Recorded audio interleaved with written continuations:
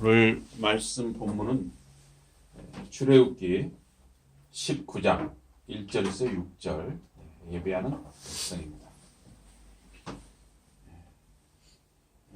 여러분의 믿음은 갑자기 여러분에게 하늘에서 떨어진 것이 아닙니다. 여러분의 이 믿음에는 역사가 있어요. 역사. 여러분까지 이렇게 2018년을 사는 여러분까지 이렇게 하나님을 믿는 믿음, 예수 그리스도를 주님으로 믿는 믿음이 이렇게 전해진 것은 역사가 있습니다. 그래서 여러분의 믿음은 이 아브라함에서 시작된 것입니다. 아브라함은 다 들어보셨죠? 네. 우리 잔기 아브라함 들어봤죠? 네. 아브라함 다 들어봤어요. 네. 하나님께서 아브라함을 부르셨습니다. 갈대아 우르와 그리고 하란에서 불러내시고 하나님이 지시하는 땅으로 가라 하셨습니다. 그 부르심은 이 우상 숭배하는 자들과 분리되는 부르심이었습니다. 우상 숭배하는 자들과 같이 살면 하나님을 예배할 수 없어요. 우상 숭배하는 자들에게서 떨어져 나와라 하는 부르심이었습니다. 또 하나님을 알지 못하는 자들과 구별되는 부르심이었습니다. 그 부르심은 하나님께 예배하는 가족으로 살라는 이 부르심이었습니다. 여러분도 오늘 이 주일 아침에 이렇게 하나님께 부르심을 받은 것입니다. 그래서 여기 구별된 백성으로 하나님을 예배하는 백성으로 이렇게 지금 우리가 예배하는 것입니다. 우리가 주의를 잘 지켜야 하는 것은 이제 우리가 이 예수를 믿지 않는 사람들, 하나님을 예배하지 않는 사람들과 헤어지는 연습을 하는 거예요. 그렇습니까? 여러분이 직장에서 함께 일하는 사람들과 헤어지는 연습, 하나님을 믿지 않는 여러분의 가족, 친척들과 헤어지는 연습, 여러분 동네에 예수님을 믿지 않는 사람, 하나님을 예배하지 않는 사람들과 헤어지는 연습을 우리는 하고 있는 것입니다. 그래서 우리가 여러분 가족이나 친척 또는 여러분이 아끼는 사람이 빨리 예수를 믿도록 여러분이 기도해야 되고 전도해야 되는 것이죠. 여러분이 기도하고 전도하는데도 안 믿는다. 그럼 그냥 하나님께 맡겨야 돼요. 방법이 없어요. 하란에서 아브라함을 부르실 때 약속을 주셨습니다. 내가 너로 큰 민족을 이루게 하겠다. 창세기 12장이죠. 또 하나님이 보여주시는 땅으로 가라 그랬습니다. 그리고 아브라함을 복의 그릇을 되게 하겠다. 복의 그릇, 복이 되게 하겠다. 복의 통로가 되게 하겠다 말씀하셨습니다. 너를 축복하는 사람은 내가 복을 주겠다. 너를 저주하는 사람의 그 저주는 오히려 저주하는 사람이 받도록 하겠다. 너는 복이 될 것이고 네가 가는 곳은 너를 통해서 다 사람들이 복을 받는다 하는 거예요.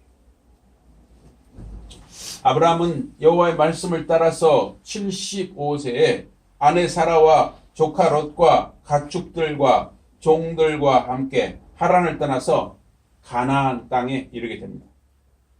이때 아브라함과 아내 사라 사이에는 자식이 없었습니다. 75세가 넘도록 이 자식이 없었어요. 창세기 15장에 자식이 없는 아브라함은 이 상속자 문제를 고민을 했어요. 아내와 자기 사이에 자식이 없으니까 야 이거 언제 죽을지 모르겠는데 자식이 없으니 어떻게 하나 하면서 심지어 어떤 생각까지 했냐면 자기 집에 있는 이 종한테 물려줘야겠다 이렇게까지 말합니다. 얼마나 답답했으면 아브라함. 근데 하나님께서는 이 자식이 없는 아브라함에게 아니다. 내 몸에서 날 자가 내 상속자가 된다.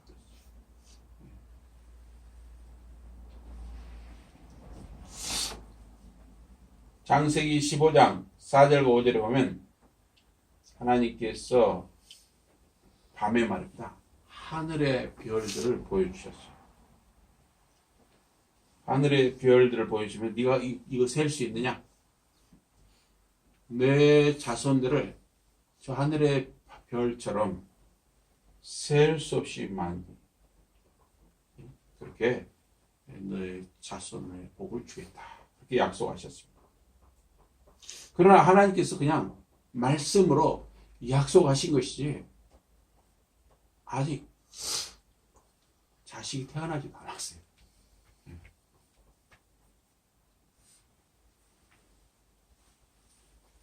하나님께서는 아브라함과 사라를 통해서 언제 자식을 주겠다 말씀하지도 않았습니다. 그냥 하늘의 별처럼 내 자손이 많아지겠다 하는 거예요. 아브라함은 100세 그리고 아내 사라가 90세에 아들 이삭을 얻었습니다. 그러니까 그 뒤로도 계속 기다린 것이죠. 아브라함과 그 아내 사라가 계속 기다렸어요. 그래서 이 사라가 너무 남편한테 미안하니까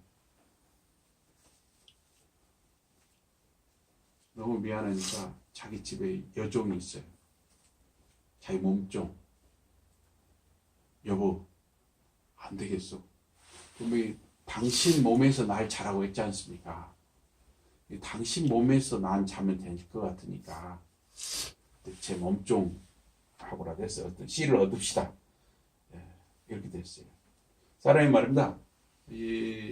참 믿음의 길을 간다는 게 간단하지 않습니다. 여러분과 저도 살다 보면 믿음의 길을 간다고 하면서 갈등을 겪을 때가 많죠. 그래서 아브라함과 사라는 중간에 그런 시행착오도 겪었어요. 그래서 하가를 통해서 이스마엘을 얻었죠. 근데 하나님께서 뭐라고 하시냐면 아니다. 이스마엘도 내 상속자가 될 수 없다. 너와 아내 사이에 태어난 시라야 내 상속자가 된다 하는 거예요. 그런데 그 약속이 금방 이루어진 것이 아니라 몇십 년이 지나서 이루어진단 말이에요. 여러분도 마찬가지. 여러분에게 어떤 약속을 주셨는데 그걸 당장 오늘 보여주시고 오늘 이루어주시면 좋겠는데 그게 아니라는 것이에요. 혹시 여러분에게 어떤 약속을 주셨는데 그 약속이 여러분 살아있을 때 이루어지지 못하고 여러분이 죽은 뒤에 여러분의 자녀들이나 또는 자손들을 통해서 이루어질 수도 있어요.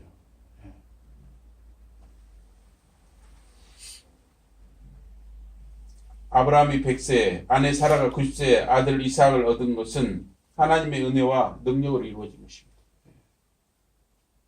전적인 하나님의 은혜와 능력이었습니다. 아브라함은 이삭을 낳고 이삭은 에서와 야곱을 낳았습니다. 또 야곱은 12명의 아들을 낳았습니다. 그리고 70명이 애굽 땅으로 내려갑니다. 애굽 땅은 야곱의 자손 70명이 수백만 명으로 불어나는 그런 모짜리판이라고 합니까? 모짜리판 같은 곳이었습니다. 70명이 애굽 땅에 살면서 430년 동안에 수백만 명으로 인구가 불어났습니다. 아브라함에게 하나님께서 아브라함에게 아직 자식이 하나도 없을 때 약속하신 것을 이루신 것이죠. 내 자손들이 하늘의 별처럼 많게 하겠다. 수백만 명이 된 거예요.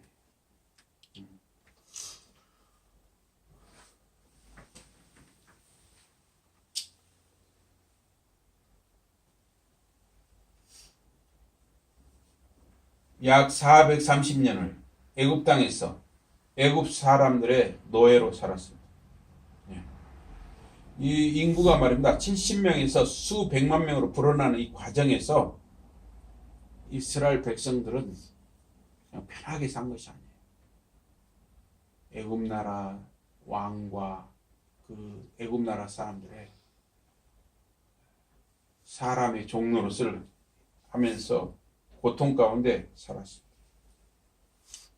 그런데 이스라엘 사람들이 이렇게 너무 많아지니까 애굽 왕과 애굽 사람들의 핍박이 갈수록 심해지게 되었습니다. 그래서 이스라엘 자손이 고된 노동으로 탄식하고 부르짖었습니다. 너무 사는 게 힘들어요. 너무 사는 게 힘들었습니다. 그래서 탄식하고 부르짖었습니다. 그래서 그 부르짖는 소리를 하나님이 들으셨다 그랬습니다.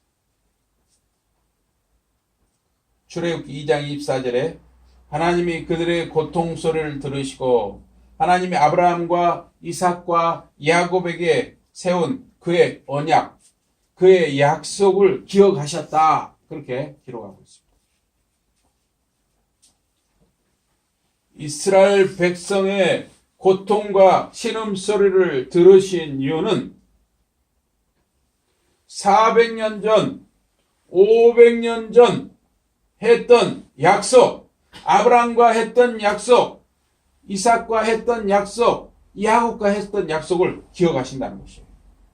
그래서 여러분, 하나님은 약속을 통해서, 언약을 통해서 하나님의 택한 백성들을 지금까지 이렇게 세우시고 믿음을 주신 것이에요.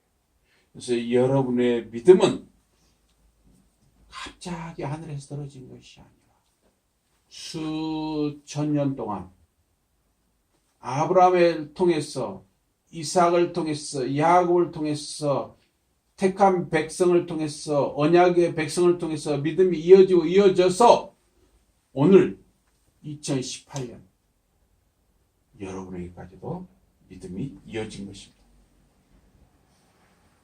하나님은 아브라함에게 자손이 하늘의 별처럼 많아지게 하겠다 약속하셨습니다. 그 약속을 애굽 땅에서 이루게 하셨습니다. 그리고 계속 그 약속은 이어지는 거예요. 이제 하나님께서는 모세라는 지도자를 준비시키고 부르십니다. 모세는 왕궁에서 40년, 광야에서 40년, 80년을 훈련과 연단으로 준비됐어요. 40년 동안 날마다 여러분 눈만 뜨면 광야에서 양을 몰고 다닌다고 생각해요. 40년 동안 양을 몰고 다닌다고 생각해요. 여러분들 그럴 때가 있죠. 나는 이렇게 인생이 다람쥐 쳇바퀴냐. 눈만 뜨면 학교 가고 또 눈만 뜨면 학교 가고 아이고 나는 다람쥐 쳇바퀴야. 나는 눈만 뜨면 회사 가고 또 눈만 뜨면 회사 가고 아이고 다람쥐 쳇바퀴. 왜 이렇게 그날이 그날 같으냐. 모세가 혹시 그런 생각을 했을지도 모르겠어요. 그런데 광야 40년, 왕궁에서 40년, 80년을 연단과 훈련으로 준비된 그 사람을 하나님이 불러 쓰시는 것이죠. 여러분, 하나님께서는 준비된 사람을 불러 쓰시는 거예요. 그래서 여러분이 지금 예배하는 이 과정도 준비인 것입니다. 준비는 언제까지 하는 것입니까? 그렇게 묻는 사람들이 많아요. 또 공부는 언제까지 하는 것입니까? 그렇게 묻는 사람들이 많아요. 여러분, 준비는 언제 하는 것입니까? 지금 하는 것입니다. 여러분, 공부는 언제 하는 것입니까? 지금 하는 것입니다. 지금 여러분 예배하는 이 과정이 공부입니다.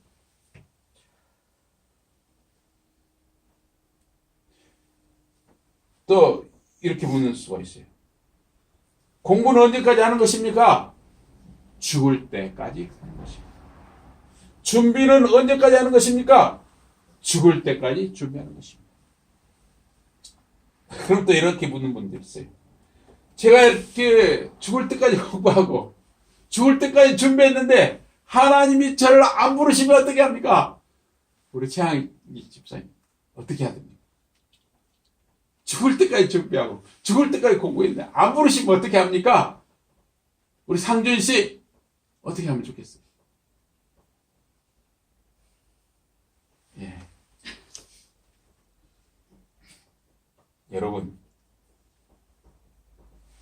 여러분이 준비하는 이 과정을 즐기시기 바랍니다. 여러분이 공부하는 과정 자체를 감사하고 즐기시기 바랍니다. 여러분, 이 과정 속에서 여러분이 즐기고 누리는 것, 그 자체로도 족하고 충분한 복을 누리는 것입니다. 그래서 저도 공부를 하고 있습니다. 저도 공부를 하고 있습니다. 그래서 작년에 떨어졌는데 금년 12월에 또 저 시험을 보려고 합니다. 박사 시험을 또 보려고. 모르겠어요. 또 떨어질 수도 있고 합격할 수도 있어요. 그래서 주위에서 많은 이야기를 듣습니다. 제 아내도 그런 이야기를 합니다. 당신 왜 공부를 하시오? 왜 공부를 하시오? 가까이 항상 함께 사는 제 아내도 그런 말 합니다. 당신 뭐 때문에 공부를 하는 거예요? 그런 이야기를 많이 합니다. 여러분이 지금 살아가는 이 과정을 즐기시기 바랍니다. 저는 공부하는 그 자체가 참 즐겁습니다. 공부하는 분은 공부를 즐기시고 또 일하는 분은 일을 즐기시고 하여튼 여러분이 뭘 해도 좀 즐기시기 바랍니다. 나무를 뜯어도 좀 그 나무를 뜯어도 좀 즐겁게 좀 하시기 바랍니다. 쌀을 씻어도 좀 즐겁게 씻으시기 바랍니다. 걸레질을 해도 좀 즐겁게 걸레질 하시기 바랍니다. 장기 씨, 집에서 설거지 좀 하십니까? 네. 즐겁게 하시죠? 네, 즐겁게 하세요. 즐겁게. 네. 출애굽기 19장에 이스라엘 백성을 애굽에서 건져낸 목적이 나오고 있습니다. 자, 우리 19장 우리가 읽었죠? 19장. 자, 6절 한번 읽어보겠습니다. 6절 다 같이 읽어보겠습니다. 시작. 너희가 내게 대하여 제사장 나라가 되며 거룩한 백성이 되리라. 예. 제사장 나라, 거룩한 백성이 되리라 하는 것입니다.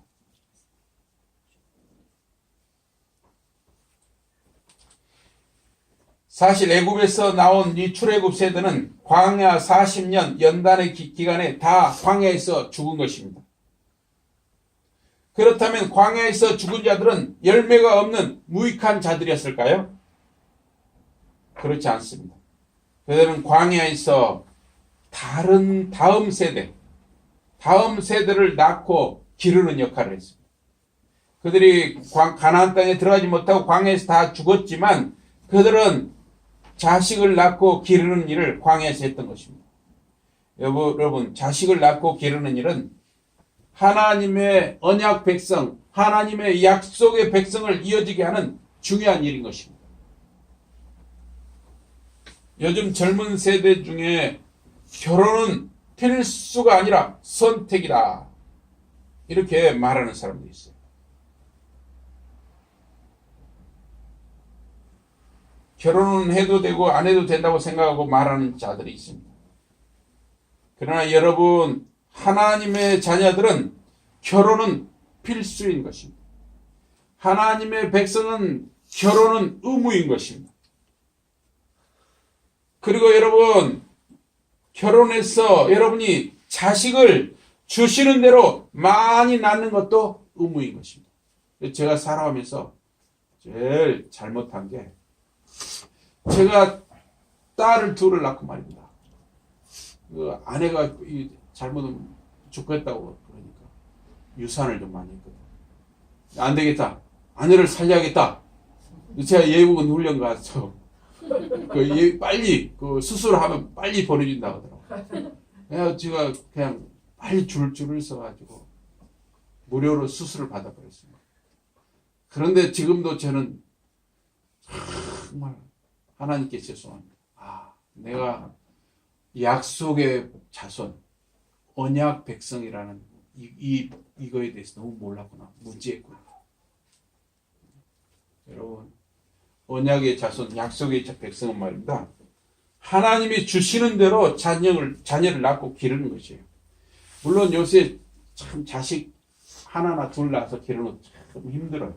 저도 보니까 우리 큰딸, 아들 둘인데, 야, 참 힘들더라고요. 아우, 큰애가 말입니다. 저한테도 막 대들어요. 네. 인자 3살인데, 저한테도 대들어요. 저를 무시해버리더라고요. 여기 입구에 말입니다. 차에서 내렸는데 제가 너무 반가워가지고 안아주겠다고 표시를 하는데 막 달려오다가 말입니다. 제 앞에 탁 서더니 아니야 하면서 저를 싹 피해서 할머니한테 막 할머니 저 왔어요. 벌써 저를 무시하는 거예요. 근데 할머니는 아주 좋아해요. 벌써 이 3살짜리도 자기 좋아하는 사람 좋아하고 무시하는 사람 무시해요. 저를 무시합니다. 그렇더라도 여러분 그렇게 힘들게 그러더라도 자식을 주시는 대로 많이 낳아서 힘들더라도 길러야 돼요. 우리 학생들은 꼭 그렇게 하시기 바랍니다. 약속의 자손, 믿음의 자손, 언약의 자손을 많이 낳아 기르시기 바랍니다. 물론 전도에서 약속의 자손을 늘리는 것도 잘 하시면 좋습니다. 근데 요새 참 전도가 안 되죠. 먹고 살만 할수록 사람들이 아쉬운 것이 없으니까 하나님을 잘 압니다. 여러분, 자녀를 많이 낳아서 좀 믿음으로 좀 기르십시오. 그것도 전도잖아요. 확실한 전도죠. 제사장 나라는 하나님께 예배하는 나라인 것입니다. 거룩한 백성은 하나님께 예배하는 백성입니다. 하나님께 예배하는 자들이 하나님 나라를 이루어가는 것입니다. 하나님께 예배하는 자들이 거룩한 백성이 되는 것입니다. 애굽에서 애굽 사람의 종로로 다는 노예들을 하나님께로 가까이 부르시고 하나님께로 예배하는 자로 부르신 것입니다. 만약에 이스라엘 백성이 애굽 나라에서 계속 종노릇 했다고 생각하십시오. 그들은 사람의 종이고 애굽 나라는 우상을 섬기는 나라니까 그들은 다 우상 섬기는 자로 섞여버렸을 것입니다. 하나님께서는 애굽 나라가 하나님을 믿지 않고 우상을 섬기는 나라이기 때문에 그 나라에서 빼내서 구원해서 하나님 곁에 불러내시고 하나님께 예배하는 백성으로 부르신 것입니다. 여러분도 마찬가지예요. 여러분들이 하나님께 예배하지 않고 주일마다 여러분들이 장사를 해버리고 일을 해버리고 나름대로 막 여러분들의 시간을 써버리면 여러분은 세상 사람들하고 섞여버리는 것입니다. 여러분은 세상 사람들처럼 장가가고 시집가고 돈 버는 일에 여러분들은 세상 사람들과 똑같이 돼서 돈을 하나님처럼 섬기고 우상을 섬기고 미신을 섬기고 세상 사람들과 똑같이 섞여버리는 것입니다. 그래서 주일마다 여러분을 빼내서 하나님 곁으로 불러서 하나님을 백성으로 하나님을 예배하는 자로 거룩한 자로 제사장으로 여러분을 부르시는 것입니다.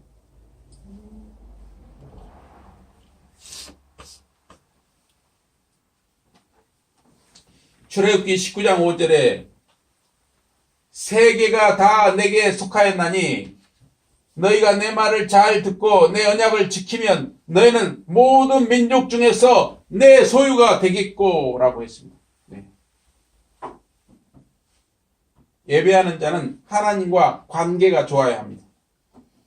여러분 부부 사이가 좋지 않으면 같이 살아도 마음은 아주 멀리 있게 되는 것입니다. 부부 사이가 좋으면 앉으나 서나 당신 생각입니다. 하나님과 관계가 좋으면 앉으나 서나 하나님 생각입니다. 하나님과 관계가 좋아지려면 하나님을 인정하고 알아야 하는 것입니다. 세계가 다 하나님 것임을 알아야 하고 인정해야 합니다. 여러분 이 세계가 다 하나님 것이다 이 말이 히브리어로는 키, 리, 콜, 하, 아래 키, 리, 콜, 하 키라는 것은 왜냐하면 더 인디 참으로 그러면 참으로 리, 내 것이다. 콜하아레츠, 모든 땅이 또는 모든 세상이 내 것이다. 하나님 것이다. 땅이 다 하나님 것이다. 또는 하나님을 위한 것이라고 합니다. 이 세상이 하나님을 위한 것이라는 것입니다. 그런데 이 말씀, 세상이 다 내 것이다 하는 이 말씀이 사실은 여기 19장 5절에 보면 처음에 나오죠.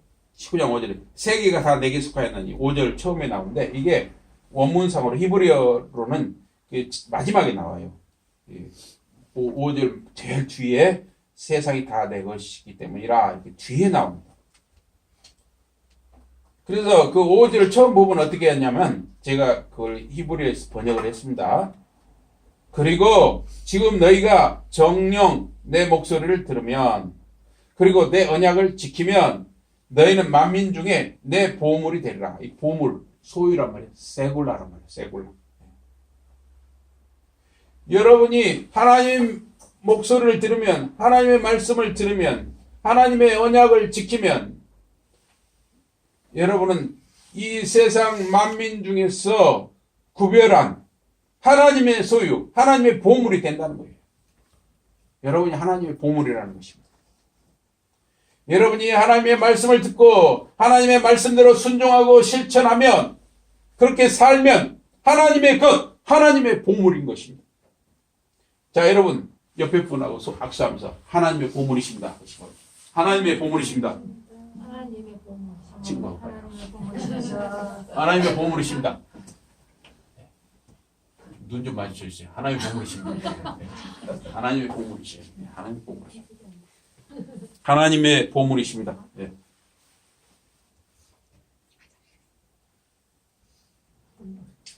아브라함과 약속이 여러분의 것이 됩니다. 여러분은 아브라함의 약속의 자녀인 것입니다. 여러분은 복의 그릇이고 복의 통로입니다. 하나님 말씀을 듣고 읽고 묵상하고 행하시기 바랍니다. 십계명은 지금도 여러분이 기억하고 지키고 실천해야 합니다. 어떻게 하나님을 사랑하고 이웃을 사랑하는가를 이 십계명이 여러분에게 알려주기 때문입니다. 베드로전서 2장 9절에 여기 나와 있는 이 출애굽기 19장 4, 5절 말씀과 비슷한 말씀이 있어요. 그러나 너희는 택하신 족속이요 왕같은 제사장들이요 거룩한 나라요 그의 소유가 된 백성이니 이는 너희를 어두운 데서 불러내어 그의 기이한 빛에 들어가게 하신 이의 아름다운 덕을 선포하게 하려 하십니다. 이 19장 출애굽기 19장 5절 말씀과 참 비슷해요. 베드로전서 2장 9절 말씀이. 하나님이 이스라엘을 우상 숭배의 나라에 종노릇에서 불러내시고 하나님께 예배하는 나라로 삼으셨습니다. 하나님께서 지금 앉아 계신 여러분을 우상을 섬기고 미신을 섬기고 어두운 영의 종노릇에서 불러내시고 하나님께 예배하는 백성으로 세우셨습니다. 여러분은 하나님의 소유, 하나님의 보물입니다. 여러분은 하나님이 택하신 하나님의 자녀요 아브라함의 자녀입니다. 여러분은 거룩한 하나님 나라의 백성입니다. 여러분이 들이나 산에서 일해도 직장에서 또는 학교에서 일해도 여러분은 택한 하나님의 백성, 예배하는 백성입니다. 또 학생 여러분이 하나님의 택하신 자녀이고 거룩한 자녀입니다. 여러분들이 교회에 있을 때도, 집에 있을 때도, 학교에 있을 때도, 직장에 있을 때도, 들이나 마을에 있을 때도, 거리나 버스 안에 있을 때도, 어디서든지 하나님을 예배하는 왕같은 제사장으로 살아가는 그러한 여러분이 되시기를 주님 이름으로 축복합니다. 아멘. 우리 기도하겠습니다. 하나님 아버지 고맙습니다. 저희들을 하나님께 예배하는 제사장 나라 백성 삼아주시고 하나님께 예배하는 거룩한 하나님의 자녀 삼아주신 것을 감사합니다. 저희들이 언제 어디서 무엇을 하더라도 하나님의 백성, 거룩한 하나님의 백성임을 항상 기억하며 그런 마음과 자세로 살게 하여 주시옵소서. 예수 이름으로 감사 기도드리옵나이다. 아멘. 찬송 542장입니다. 찬송 542장.